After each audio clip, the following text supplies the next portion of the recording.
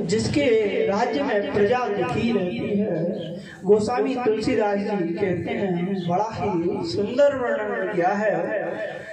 जासुराज प्रिय प्रजा दुखारी, जासुराज प्रिय प्रजा दुखारी, सोनत अवश्य के अधिकारी, सोनत अवश्य नरक अधिकारी,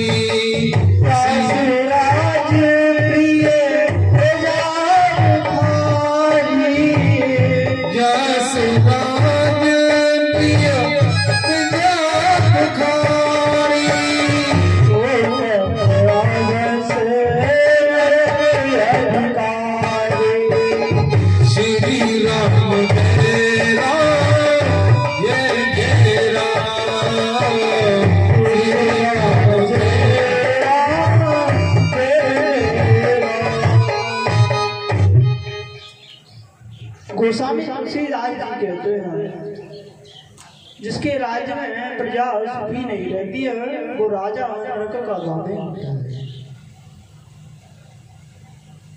अतः आप लोग भी धर्म का आचरण करने वाले परमात्मा की आराधना करने वाला होना चाहिए। सब प्राणियों को भगवान की आराधना करनी चाहिए, संतों की सेवा करनी चाहिए, ब्राह्मणों का सम्मान करना चाहिए, यज्ञ और अनुष्ठान धर्म के कार्य प्रजा को करना चाहिए, राजा को भी करना चाहिए। धर्म के कार्य जब जब होते हैं, जब जब धर्म की वृद्धि होती है, तब तब इस पृथ्वी पर सुख शांति समृद्धि की वृद्धि होती है। जितने धर्म के कार्य होते हैं, उतना ही अभी आप सबने सुना है कि जब पृथ्वी मैया कह रहे हैं कि जब जब धर्म की हानि होती है, अत्याचार बढ़ता है राजन, तब तक मेरी पूर्वक शक्ति नष्ट हो जाती है। तो इसलिए हमें धर्म के कार्य करने चाहिए। और राजा जब एक बार पृथ्वी जी महाराज के यहाँ सनकादि ऋषि पधारे हैं। आज राजा पृथ्वी ने बड़ा ही उनका स्वागत किया है। अहो भाग्य हमारे, भगवत दर्शन हुए तुम्हारे, हमारे गृहस्थ आश्रम में आकर के आपने हमको धन्य कर दिया, आपने आज हमको कृतार्थ कर दिया और ऋषियों का पूजन किया है पृथ्वी जी महाराज ने। आज यह कहने लगे हैं राजा पृथ्वी जी महाराज, आज मेरी गरीब की कुटिया भी धन्य हो गई, आप जैसे संत के हमें दर्शन हुए। और कहने लगे हैं, भगवान हमें मेरे कल्याण के लिए कोई मार्ग बतलाइए। भगवान सनकादि ऋषि राजा की मधुर वाणी को सुनकर के आनंदित हो गए, प्रसन्न हो गए और कहने लगे, राजन इंद्रियां प्रायः विषयों का स्वाद लेती हैं, तथा उन्हें भगवान में लगाए रहना चाहिए, कल्याण होगा। भगवान की प्राप्ति का सरलतम साधन जो मार्ग है वो भगवान की कथा, भगवान का कीर्तन और भगवान को भाव से, प्रेम से उनका कीर्तन करना चाहिए। और नहीं तो अन्य साधन तो राजन बहुत कठिन है। आज के युग में तप बहुत कठिन है। और किसी ने कहा भी है बड़ा ही सुंदर, भगवान कहते हैं कि भाव का भूखा हूँ मैं और भाव मेरा सार है। भाव का भूखा हूँ मैं और भाव मेरा सार है, और भाव से भजले मुझे तो भव से बेड़ा पार है। और भाव मैंने झूठी पुकार मैं कभी सुनता नहीं। अगर भाव नहीं रखते ना भगवान के प्रति, मंदिर में गए पूजा करने के लिए, ले भगवान चिनौरी ले धूपबत्ती देखी, ऐसा नहीं। बड़ी ही प्रेम से कहते हैं कि भाव का भूखा हूँ मैं, भाव मैंने झूठी पुकार मैं कभी सुनता नहीं, और भाव से दे फूल एक तो वो भी मुझे स्वीकार है। भाव भगवान के प्रति भाव होना चाहिए, भगवान के प्रति प्रेम होना चाहिए। कोई भी वस्तु है भगवान को हम अर्पित करेंगे, ऐसा नहीं होना चाहिए कि उसमें श्रद्धा ना। आजकल लोग प्राय मंदिरों में देखे प्रसाद चढ़ाने के लिए जाएंगे तो प्रसाद दो बतासे देंगे और भगवान के मुंह में जाकर के चिपका देंगे। लो भगवान खाओ, लो प्रसाद। अब भोग लगा करके भगत जी चले गए। इसके बाद में उनसे भगवान से अनगिनत चैंटी उनके मुख पे चिपक रहे। ऐसा नहीं, भोग लगाने का भी तरीका है। भगवान के पास में आप थाली लेकर के जाएं, भगवान के पास में आप जो प्रसाद लेकर के जाएं, उस प्रसाद को सुंदर थाली में रखें, और थाली में रखने के बाद भगवान से हाथ जोड़ करके प्रार्थना करें कि गोविंद, हे भगवान, हे मधुसूदन, हे माधव, ये आपका दिया हुआ प्रसाद आप इसे ग्रहण करें, हम आपके लिए लेकर के आए। ऐसा भाव होना चाहिए। और सनकादि ऋषि कहने लगे भगवान का नाम ही इस भव सागर से पार करने वाला है। गोस्वामी तुलसीदास जी कहते हैं बड़ा ही सुंदर भाव। एक मिनट भी ना जान दे तो ऊपर को आप बैठे नहीं देखो रहे कि 1 बजे मैं बंद करूँ, 1 मिनट पहले ही भगा देंगे, पहले की कोशिश करे पीछे ना चलिए तो ऐसे साहब आएगा। हाँ 1 मिनट का हिसाब है। और गोस्वामी तुलसीदास जी भी कहते हैं बड़ा ही सुंदर लिखा है गोस्वामी तुलसीदास जी ने कि भाव भाव अनख आलस हो, भाव भाव अनख आलस हो, जपत कल देश दर्शाओ, नाम जपते कल दिस दर्शाओ, भाव भाव अनख आलस हो, भाव भाव अनख आलस हो, नाम जपत कल देश दर्शाओ। श्री राम जय राम जय जय राम, श्री राम जय राम जय जय राम। बड़ा ही सुंदर सनकादि ऋषियों ने कहा है कि भाव से भगवान को भजना है, किसी भी प्रकार से भगवान को भजन वो मंगलकारी है। गोस्वामी तुलसीदास जी कहते हैं ना कि भाव को भाव अनक आलस हो, भाव से को भाव से आलस से किसी भी प्रकार से भगवान का नाम लेना हमारे लिए मंगलकारी है। बड़ा ही सुंदर है। और आज सनकादि ऋषियों ने पृथ्वी जी महाराज को सुंदर ज्ञान दिया है, बड़ा ही सुंदर उपदेश दिया है। आज पृथ्वी जी महाराज संतों के वचनों को सुनकर के बड़े ही आनंदित हो रहे हैं। और सनकादि ऋषि उपदेश देने के बाद में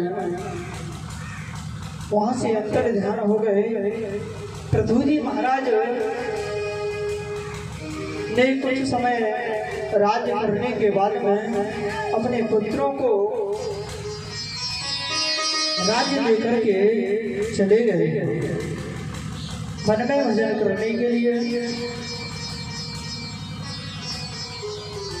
और वन में आग लगने से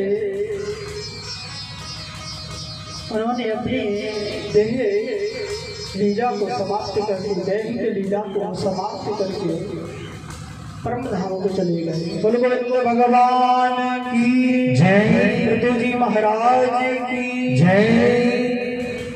आचार्य सुखदेव जी महाराज से राजा परीक्षित जी महाराज ने प्रश्न किया है, पूछा है, भगवान मनु जी महाराज की 3 पुत्रियों के विषय में आपने सुंदर चर्चा सुनाई है और एक पुत्र प्राणपाद के बारे में आपने बताया। मनु जी महाराज के दूसरे पुत्र प्रियव्रत के बारे में मैं जानना चाहता हूँ, इन्होंने क्या किया।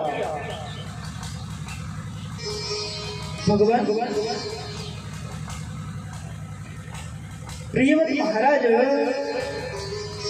आत्मा नाम थी, फिर उनकी गृहस्थ आश्रम में कैसे आसक्ति हुई, गृहस्थ आश्रम में उनकी रुचि कैसे हुई। प्रियव्रतो भागवत आत्मा राम कथम मुने गृहे रमतायनुकूलः कर्मबंध पराभव। सुखदेव जी बोले, राजन, प्रियव्रत महाराज एक बार वन में भजन करने के लिए गए। वहां नारद जी ने आकर के उन्हें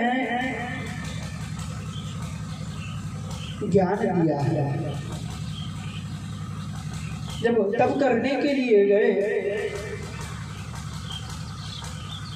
तो ब्रह्मा जी आए हैं और ब्रह्मा जी ने समझाया है, बेटा मैं तुम्हारे हित की बात बताता हूँ जिसमें तुम्हारा हित है। कहने लगे हैं, अभी तुम गृहस्थ आश्रम का पालन करो और गृहस्थ आश्रम में रह करके कामादि शत्रुओं पर विजय प्राप्त करो। जब मन में कामादि शत्रु, मन के जब कामादि शत्रु समाप्त हो जाए तब हरिद्वार ही घर बन जाएगा।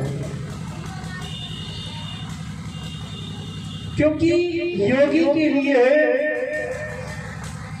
वन में भी है, भोगी के लिए तो वन में भी है और योगी के लिए घर में भी आनंद है। क्योंकि उसके मन के विकार जब तक नष्ट नहीं होते हैं तब तक वन में जाकर के भजन करने से भगवान की प्राप्ति नहीं हो सकती। इसलिए बेटा अभी तुम गृहस्थ आश्रम का आश्रय लो, भजन करो, भजन का अभ्यास करो। और ब्रह्मा जी के कहने पर आज प्रियव्रत महाराज अपने राज्य में लौट करके आ रहे हैं और ब्रह्मा जी की आज्ञा से उन्होंने प्रजापति विश्वकर्मा की पुत्री बृहस्पति से विवाह किया है, जिनसे 10 पुत्र उत्पन्न किए और एक कन्या। ऊर्जस्वती और इसके बाद में 11,000 वर्ष तक राज्य किया है प्रियव्रत महाराज। एक दिन प्रियव्रत महाराज सूर्यदेव से उनकी ठन गए और उन्हें रात्रि को भी दिन बना दिया। जैसे ही सूर्य अस्त होते तो उनके पास में अपने तप के प्रभाव से एक दिव्य रथ बना दिया, जो कि भगवान सूर्य के समान प्रकाश करने वाला, प्रकाश देने वाला। इस पृथ्वी पर अंधकार समाप्त हो गया। जैसे ही सूर्यदेव भगवान जाते तुरंत प्रियव्रत महाराज उस रथ में सवार होकर के भूमंडल में घूमने लगे। जब उस भूमंडल में घूमने लगे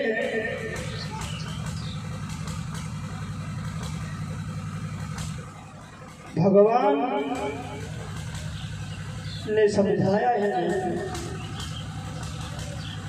किंतु नहीं मान रहे और इनके रथ के पहिए से खाई हो गए, खाई में नहीं। 7 बार इस पृथ्वी की परिक्रमा की उन्होंने, तो वो 7 समुद्र बने, 7 द्वीपों की रचना हुई है और अपने 7 पुत्रों को उन द्वीपों का अधिपति बना दिया है। प्रियव्रत की पुत्री का विवाह दैत्य गुरु शुक्राचार्य के साथ में हुआ। अंत में समस्त सुखों को, भोगों को भोग करके वन में तपस्या करने के लिए चले गए प्रियव्रत महाराज और सदगति को प्राप्त किया। देवताओं ने उनके ऊपर आकर के पुष्प बरसा। इन्हीं के पुत्र हुए अग्निदेव, ब्रह्मा जी के द्वारा भेजी हुई पूर्व नाम की अप्सरा में आशा हो गए और उन्होंने उससे 9 पुत्र उत्पन्न किए। 9 पुत्रों को उत्पन्न करने के बाद में उन्होंने 9 द्वीपों का उन्हें राजा बनाया। उन्हीं के पुत्र हुए हैं नाभि। नाभि ने मेरु देवी से ऋषभ देव जी को उत्पन्न किया। ऋषभ देव जी भगवान का अवतार करे गए। ऋषभ देव जी के सुंदर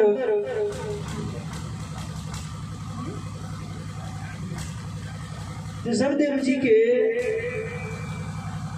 मेरु देवी जी से उनका ऋषभ देव जी ने 100 पुत्र उत्पन्न किए हैं, जिससे कि 81 पुत्र ब्राह्मण हुए हैं और 9 राजा हुए हैं और 9 योगी हुए हैं, जिनसे खाना लिखना पढ़ना सीखा और सुंदर उन्होंने उपदेश दिया है। बड़ा ही अपने पुत्रों को सुंदर ऋषभ देव जी सुंदर शिक्षा दे रहे हैं। कहने लगे हैं एक बार अपनी संतानों से कि ये मनुष्य देह जो मिली है ये हमें किस लिए मिली? एक पुत्र कहने लगा है कि ये जो मानव देह जो मिली है मुझे, पहले सुबह उठो और स्नान इत्यादि से निवृत्त होकर के भोजन करो, खेलो कूदो और शयन करो, आनंद से जीवन को बिताओ। दूसरे से पूछा है, जब दूसरे से पूछा है तो दूसरे ने भी दूसरा भी कहने लगा, राज्य का कार्यभार संभालो, सुंदर भोजन करो और शयन करो, आनंद से जिंदगी को जियो। ये मानव देह हमें ऐसे भरत जी महाराज इनके सबसे छोटे पुत्र हैं, साथ में खड़े हुए हैं। आज ऋषभदेव जी ने हमसे पूछा है, पुत्र कुछ कहना चाहते हो? कहने लगे हैं भरत जी महाराज कि ये मानव देह जो मिली है, ये मानव देह बहुत ही दुर्लभ है। कहते हैं बड़े भाग्यमानस तनु बाबा, सुर दुर्लभ सदगुरु बाबा। ये मानव देह जो हमें मिली है ना, ये बहुत ही दुर्लभ है। कहते हैं साधन धाम मोक्ष कर द्वारा, पाए न जहीं परलोक समाना। इसको पाकर के अगर परलोक को नहीं संभाला, इसको पाकर के अगर भगवत प्राप्ति नहीं की, तो ये मानव देह बेकार व्यर्थ में ही गया। और आज ऋषभदेव जी समझ गए हैं कि हमारे छोटे पुत्र भरत बहुत ही विद्वान है, ज्ञानी है, और भरत जी महाराज को आज ऋषभदेव जी ने राजा बना दिया है और वन में भजन करने के लिए चले गए। भरतस्तु महाभागवतो यदा भागवता वनितल्पाल। आगे सुखदेव जी महाराज कहते हैं, राजा भरत जी महाराज ने अपना सुंदर राज्य काज चलाया है, बड़ी ही सुंदर ढंग से राज्य का शासन किया है।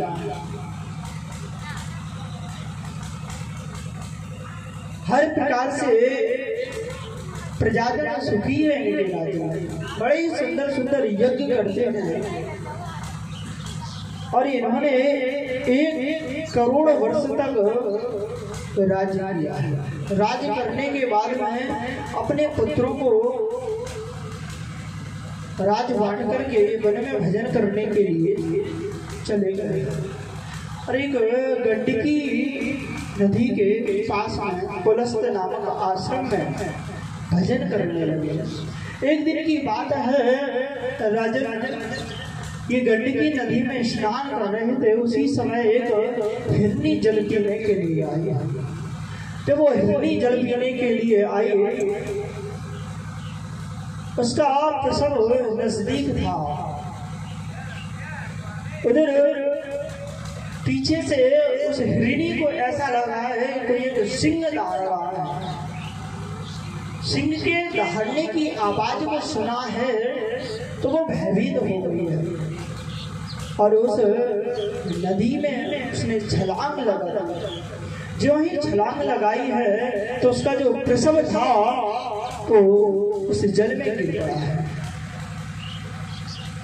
वो हिरनी उस नदी को तो पार कर गई मगर उसका प्राण तो हो गया और इसका जो प्रसव था वो जल में बह गया। ये दृश्य भरत जी महाराज देख रहे थे। जब इस दृश्य को भरत जी महाराज ने देखा है तो कहने लगे इसको मुझे बचाना चाहिए कि मेरे शरण में आई है। अगर मैं इसको नहीं बचाऊंगा तो ये मर जाएगी परीक्षित जी महाराज। अगर मैं इसको, जिस भरत जी महाराज कह रहे हैं, अगर इस हिरनी के बच्चे को हम नहीं बचाएंगे तो ये मर जाएगा। और आने उन्हें दिमाग में आ गई, उनकी याद आ गई कि क्षत्रियों का कुछ धर्म है, तो शरण में आया है तो उसकी रक्षा करें। कहने लगे राम जी भी तो बड़ा ही सुंदर कहा है, शरण गए प्रभु त्यागा विश्व द्रोह अग्नि। शरण में गए हुए तो भगवान राम ने नहीं त्यागा, और हम क्षत्रिय हैं, हमें इसकी रक्षा करनी चाहिए। आज उस हिरणी के शिशु को अपने आश्रम में लेकर के आ गया, और धीरे धीरे जब आश्रम में लेकर के आ गए तो उस मृग शावक से इनकी आसक्ति बढ़ने लगी। उसको लिखाना, धुलाना, खिलाना पिलाना, उसकी सेवा करने लगे। कहते हैं धीरे धीरे जो ये भजन 20 घंटे करते थे, धीरे धीरे 16 घंटे का रह गया, 16 से फिर 8 घंटे का रह गया, 8 से फिर 4 घंटे का रह गया। दिन रात उस मृग शावक में मृग शावक जो हरवे नमा का जाप होता था तो वो छूट गया। तो है कहते हैं विद्वान लोगों के आए थे हरि भजन को और ओटन लगे कपास। वन में घर किस लिए छोड़ा था? घर इसलिए छोड़ा कि भगवान का भजन करेंगे वन में जाकर के, मगर वन में मृग से आसक्ति हो गई। और एक दिन क्या हुआ कि जब हिरणों का झुंड आया तो वो हिरणों के झुंड में जो भरत जी महाराज के पास में जो शिशु था, जो हिरण का पुत्र था, जो मृग शावक था, वो चला गया। और उसी की याद में भरत जी महाराज दुखी होने लगे, रोने लगे। हाय वो मृग शावक कहाँ गया होगा, पता नहीं उसको किसी ने भक्षण कर लिया होगा, पता नहीं उसको कौन खा गया, कौन ले गया उसको। और बहुत ही दुखी होने लगे, इतने दुखी हुए कि उसकी याद में शरीर को त्याग दिया। गीता में भगवान कहते हैं अंत काले चनावेवम स्मरण मुक्ता कलिवरम। जो मनुष्य अंत काल में मेरा ध्यान करता है वो मेरे धाम को जाता है, वो मुझे प्राप्त होता है। और जो जड़ वस्तु का ध्यान करता है वो उस जड़ वस्तु को प्राप्त होता है। कहते हैं अंते मति सोगति। भरत जी महाराज मृग में आसक्ति होने के कारण आज इन्हें मृग योनि प्राप्त हुई है, मगर पूर्व जन्म का इनका जो भजन था, संस्कार था, भगवान से जुड़ा हुआ था, इसलिए भगवान की याद धीरे। और पूर्व जन्म मृग शावक योनि में ही रह करके भगवान का भजन करते हैं, हरवे नमा का जाप करते हैं। जब जाप करते करते भगवान की कृपा से उस मृग योनि से जल्दी छूट गए। पुनः एक ब्राह्मण के घर में इनका जन्म हुआ। जब ब्राह्मण के घर में जन्म हुआ तो ब्राह्मण के 7 पुत्र थे, ये सबसे छोटे थे। ब्राह्मण देवता बड़े ही इन्हें प्रेम से, बड़े ही प्यार से, दुलार से रखते। छोटे थे, ज्यादा आसक्ति थी। और जब ये कुछ बड़े होने लगे तो इन्हें ब्राह्मण देवता सिखाने लगे कि आज गायत्री मंत्र सीखो। आज जब गायत्री मंत्र, आज भरत जी सोचने लगे अगर हमने गायत्री मंत्र सुना दिया पिताजी को तो कल कहेंगे कि सत्यनारायण करो, परसों कहेंगे कि विवाह करो, फिर संसार के कामों में, संसार में फिर लग जाएंगे। इसलिए पिताजी ने बहुत कोशिश की, बहुत पढ़ाने चाहा इन्हें, मगर ये कुछ बोलते नहीं, कुछ उत्तर नहीं देते। और पिताजी को एकदम गुस्सा आ गई तो कहने लगा ये तो मूर्ख है, ये तो जड़ है, ये भरत नहीं, ये तो जड़ है। और नाम इनका पड़ गया जड़। कुछ समय पश्चात माता पिता गुजर गए हैं भरत जी महाराज के। भाइयों ने धीरे धीरे भाइयों के साथ में रहने लगे हैं। जब माता पिता गुजर गए हैं तो भाइयों का भी इनसे प्रेम कम होता चला गया। और धीरे धीरे भाई भी कहने लगे, दिन भर घूमते रहते हैं, काम कुछ करते नहीं है। तो भाई भी कहने लगे कि आओ हमारे साथ में चलो, धान ढलवा करके लाओ। धान लेने के लिए खेत पर जाते हैं तो लेकर के धान आते हैं और गरीबों में बांट देते हैं। आज भाइयों को गुस्सा आने लगी, कहने लगे ये तो बिल्कुल परमहंस है, इन्हें तो कुछ ज्ञान ही नहीं है। और कहने लगे कि तुमसे धान भरवाने का काम होगा नहीं, ऐसा करो तुम मेड़ बनाना शुरू करो, खेत की देखभाल करो। और भाइयों के कहने पर किसी ने कहा है कि खनन कहें तो कूप बनावे और कूप कहें तो शिखर बनावे। भाई जब खोदने के लिए कहते हैं तो इतना खोद देते हैं कि कुआं बन जाए, और जब मेड़ बनाने के लिए कहते हैं भरत जी महाराज से तो शिखर बना देते हैं। ऐसा लगता है कि पर्वत खड़ा है, खोदते रहते हैं। तो भाइयों ने देखा कि इनसे खेत का काम ये होगा नहीं, और कहने लगे भाई कि अब तुम कुछ मत करो, यहाँ खेत पर रह करके फसल की रक्षा करो। हमारी फसल को ये पशु पक्षी चुन रहे हैं, इनको भगाओ। और भरत जी महाराज भाइयों ने आदेश दिया है, भरत जी महाराज खेतों पर आनंद से रहने लगे, भगवान का दिन रात भजन करते। बड़ा ही सुंदर भाव है। एक दिन चिड़िया आपस में लड़ रही है, लड़ते लड़ते लेकिन खेत के पास में आए और खेत में दाना चुनने लगे। चेचे कर रही है आपस में। उन चिड़ियों को देख करके इनका मन बड़ा ही आनंदित हुआ है, बड़ा ही प्रसन्न हुआ है। और उन चिड़ियों में भी भगवान का दर्शन कर रहे भरत जी महाराज। और कहते हैं राम जी की चिड़िया राम जी के खेत, खाओरी चिड़िया भर भर पेट। मेरा कुछ नहीं है, जो कुछ है राम जी का है। हम कौन होते हैं भगाने वाले? खाओ प्रेम से, और क्या कि हरि का गुण गाओ, खूब प्रेम से खाओ और हरि के गुण गाओ।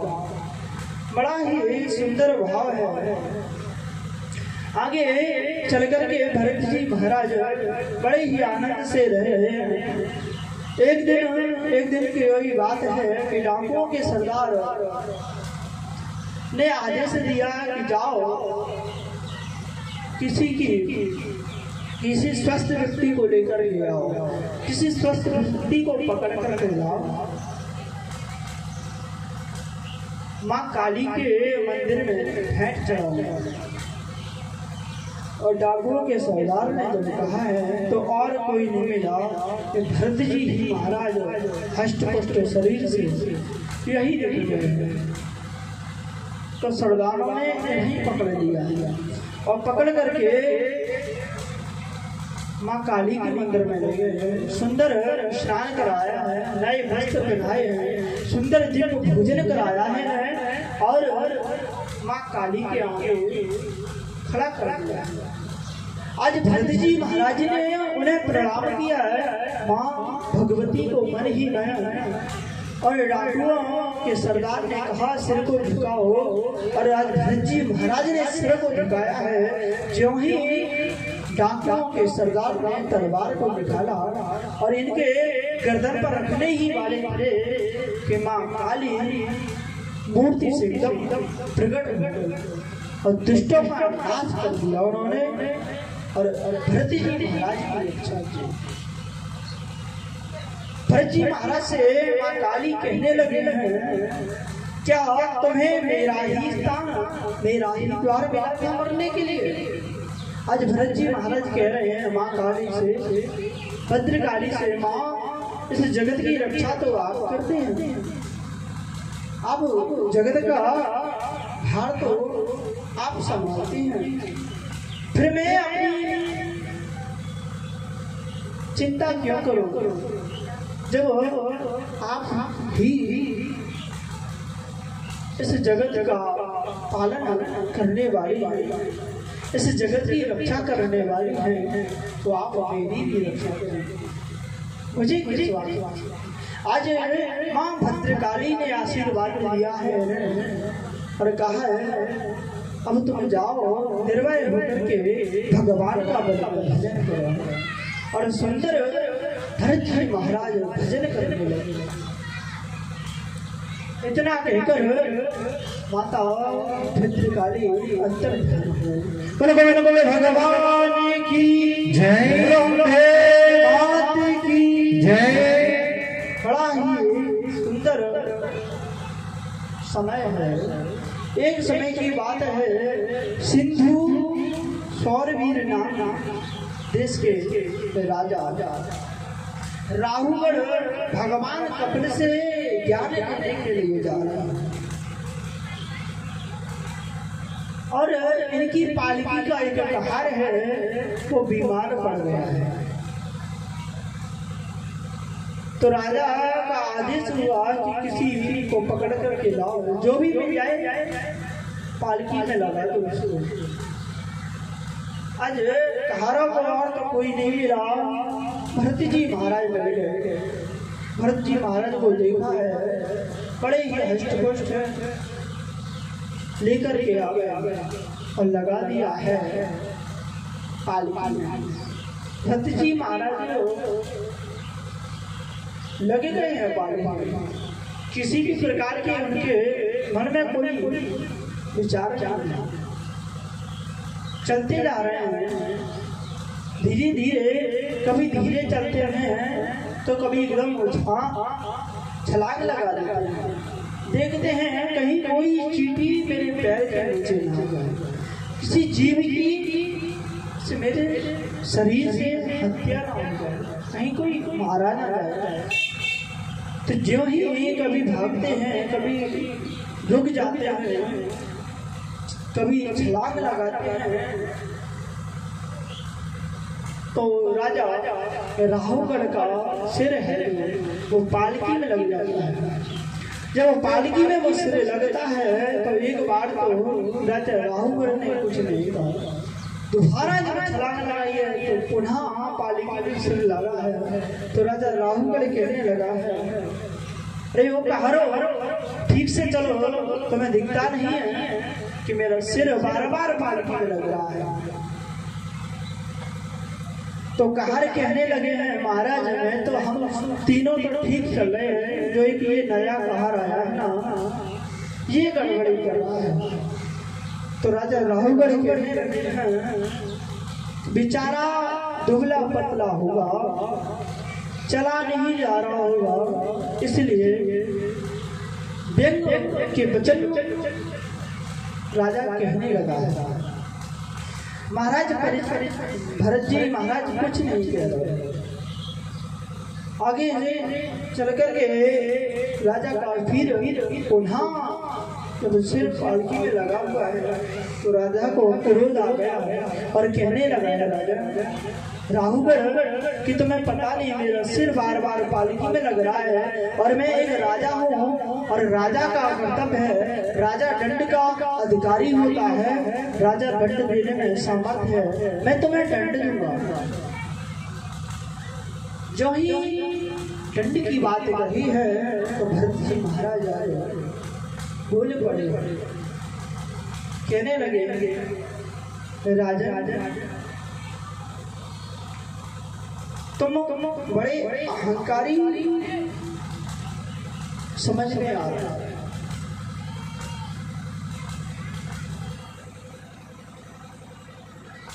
तुम्हें अहंकार है, मुझे ऐसा लग रहा है। और कहने लगे ना पश्यति जन्मांधो कामांधो नैव पश्यति, ना पश्यति मांधो अर्थी दोषम न पश्यति। और राजा राहुगढ़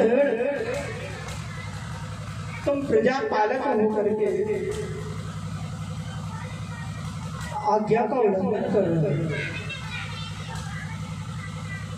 ब्राह्मणों का आदर न कर करके तुम दंड देने की बात कर रहे हो। तुम दंड के अधिकारी हो। तुमने कभी सुना है कि अहम पुरो भरतो नामो राजा? तुम तो सिर्फ एक राज्य के राजा हो, मैं तो इस पूरी पृथ्वी का सम्राट था, इस पूरी पृथ्वी का राजा। तुम तो एक छोटे से राज्य के राजा हो और मैंने अपने शासन काल में और 1 करोड़ वर्ष तक मैंने राज्य किया। 1 करोड़ वर्ष राज्य का शासन किया, मगर कभी भी अपनी प्रजा को कष्ट नहीं दिया, कभी भी दंडित नहीं किया। और तुम दंड देने की बात करते हो। और कहने लगे ये दंड का विधान तुम्हारा नहीं है, तुम क्या समझोगे? तुमने कहा दुबला पतला होगा,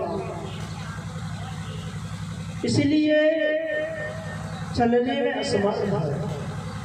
दुबला पतला तो ये शरीर का धर्म है, ये तो तुम्हारी व्यर्थ की बात है। क्योंकि और भूख कहते हैं, तुमने कहा है भूख प्यास लगी होगी, तो भूख प्यास तो ये शरीर का धर्म है, प्राण का धर्म है। भूख प्यास मन का धर्म है। ये तो मन को लगती है भूख प्यास, आत्मा का कोई संबंध नहीं है भूख प्यास से। हम आत्मा का तो संबंध परमात्मा से, और ये भूख प्यास तो शरीर का धर्म है। बोलो गोविंद भगवान की जय। मैं जानता हूँ कि एक माटी का डेला है और एक माटी के डेले पर एक पालकी है, वो भी माटी का डेरा है, और उस पालकी में बैठा हुआ राजा राहुगढ़ भी एक माटी का डेरा है, और जो पालकी को ढो रहा है वो भी